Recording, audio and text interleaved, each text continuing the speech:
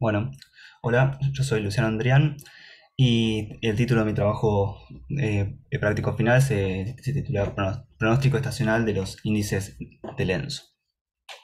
Entonces, brevemente, ¿qué es el Niño Oscilación del Sur? Lenzo, por sus siglas en inglés, es el calentamiento o enfriamiento anómalo de las temperaturas superficiales y subsuperficiales de las aguas del Océano Pacífico Ecuatorial. Esto se produce por un debilitamiento o intensificación en los vientos alisios, y esta anomalía en la temperatura trae consigo una influencia, un impacto en la circulación general en todo el planeta, que por eso es tan importante y se monitorea continuamente a través de estos cuatro índices que se encuentran en este gráfico. Lo que hacen es medir la anomalía de temperatura en cada una de estas cajas. Entonces, el objetivo de este trabajo es crear pronósticos para cada índice de los que mostré antes, con una antelación de 3 y 6 meses a partir del uso de algoritmos de Machine Learning. Y la hipótesis principal es que se puede obtener pronósticos de buen desempeño a partir de los algoritmos de Machine Learning a un bajo costo computacional. Remarco esto porque, vuelvo atrás, el pronóstico de estos índices ya se realiza de manera operativa, hasta con un año de antelación, pero a un costo computacional realmente alto. Entonces, los datos que utilicé fueron temperatura superficial del mar, presión a nivel del mar, altura geopotencial en 200 hectopascales y viento zonal en 850 y 200 hectopascales. Acá surge eh, una pregunta, que es que estas variables están correlacionadas entre sí. En algún nivel están correlacionadas entre sí. Y en general, cuando estamos en un tema de regresión como es este, uno quiere evitar tener variables que aporten la misma información. Pero en este caso, como se tratan de variables, tengo una variable del océano, que es en definitiva es la más importante para intentar predecir estos índices, pero las otras variables son atmosféricas, y como mencioné antes, es la atmósfera la que en primer lugar induce el, el calentamiento o el enfriamiento, y luego responde a este calentamiento o enfriamiento. Entonces, lo que sucede es que los tiempos de respuesta de la atmósfera y del océano, por más que funcionan como un todo, son distintos. Entonces, decidí usar estas variables, ya que cada una puede aportar algo distinto, un, un aspecto diferente de cada índice. Aún así, intenté ver cómo era el desempeño después quitando de a una cada una de estas variables, y nunca fue mejor. Siempre he tendido a empeorar, así que fue buena idea mantenerlas todas. Entonces, el periodo de estudio es de 1950 a 2020, utilizando, son todos datos en escalas mensuales. El preprocesamiento para todas estas variables fue el filtrado de la tendencia y el ciclo anual, y se calcularon las anomalías mensuales respecto a todo el periodo. A su vez, se utilizó esta base de datos y el criterio, que es la misma base de datos y el mismo criterio que utiliza el Climate Prediction Center para construir los índices que mostré antes. Bien, entonces pasamos a la metodología, a la selección de atributos con los cuales voy a alimentar los algoritmos. Lo que primero hice fue una correlación de Kendall para evitar problemas con la suposición de linealidad entre cada una de mis variables y cada índice, con un lag de 3 y 6 meses cada uno, todo con un 99% de confianza.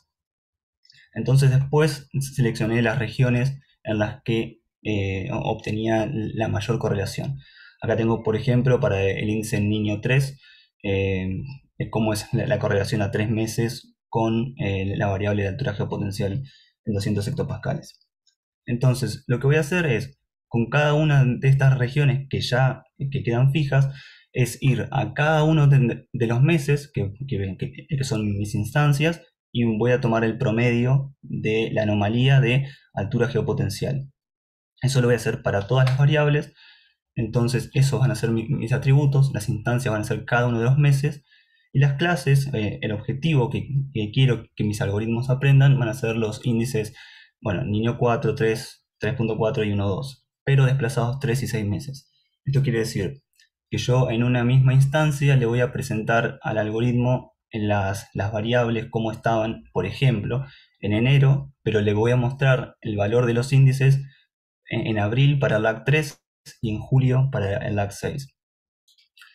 Entonces, previo a entrar a testing y desarrollo de los algoritmos, se dividió el dataset en un sector de desarrollo desde 1950 a 2010 y los últimos 10 años en Held Y todas las métricas y evaluación de testing se hicieron sobre Held. Bueno, en metodología, utilicé el módulo de Python scikit-learn con las funciones random forest y support vector regression.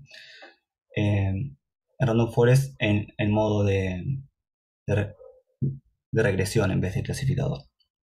Entonces, el primer problema que aparece si se utilizan de manera así como están los algoritmos es un importante overfitting para ambos algoritmos. Random forest se debe principalmente al hiperparámetro maxDepth, que si uno lo deja crecer a los árboles libremente, esto crece indefinidamente o hasta lograr clasificar perfectamente todas las instancias, ese llega al overfitting.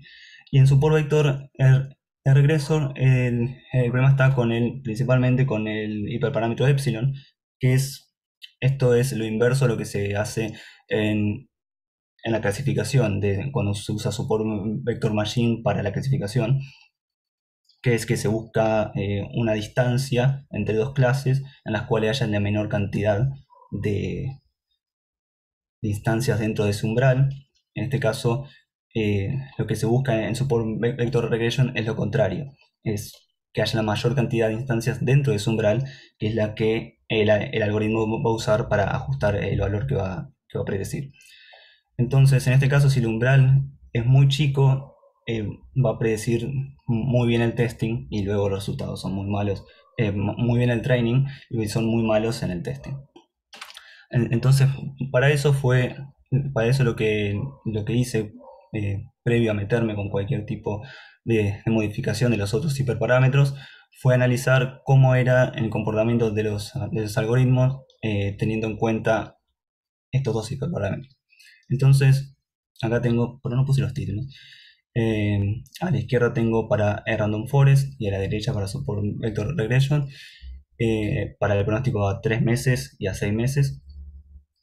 Y la línea anaranjada es el testing en el held out y la azul el training. Entonces lo que hice fue quedarme con los valores de max depth y de epsilon que minimizan la diferencia en entrenamiento y invalidación sin que haya overfitting. Perdón, y tampoco lo mencioné, lo que estoy mostrando es el error cuadrático medio. Entonces, por ejemplo, para el random forest, con el niño 4 en el LAC 3, me quedé con max depth igual a 6, ¿sí? Que ese es el valor a partir del cual ya no veo un descenso, una mejora en el testing y aún está lejos de overfitting. Y por ejemplo, en este caso, me quedé con el valor de 0,7, que es el mínimo error que se da en testing y es la mínima diferencia que hay entre training y testing. Entonces, una vez seleccionados estos hiperparámetros para cada uno de los modelos y cada uno de los índices, se realizó el tuning de los modelos de los hiperparámetros utilizando random search con variación cruzada.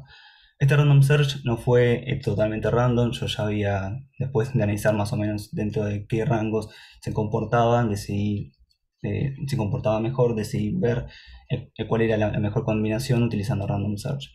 Entonces, a partir de esto se seleccionó el mejor modelo para cada índice y para cada LAC. Entonces, pasando a los resultados, ahora tengo a la izquierda random forest, support vector regression a la derecha. Arriba está para 3 meses y abajo para 4 meses. Y en los títulos tengo el error cuadrático medio y la varianza explicada. En general, en todos los índices se observa lo mismo, que Support Vector Regression se comporta bastante mejor que Random Forest.